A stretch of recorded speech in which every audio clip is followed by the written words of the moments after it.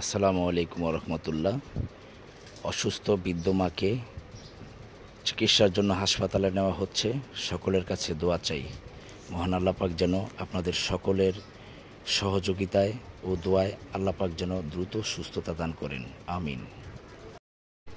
আপনারা জানেন যে ইতিমধ্যে আমাদের দুইটি প্রবাসী ভাই, একজন ইরান প্রবাসী রেমিটেন্স যোদ্ধা, উনি 5,000 টাকা এই মহিলার চিকিৎসার জন্য সহযোগিতা করেন। আরেকজন কাতার প্রবাসী রেমিটেন্স যোদ্ধা, উনি 4,000 টাকা সহযোগিতা করেন। জানেন যে 9,000 টাকা হয়েছে।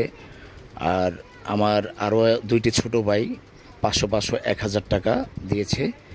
টোটাল মিলিয়ে ওনার চিকিৎসার জন্য 10,000 টাকা হয়। এই 10,000 টাকা নিয়েই আমরা চিকিৎসাতে নেমে যাই।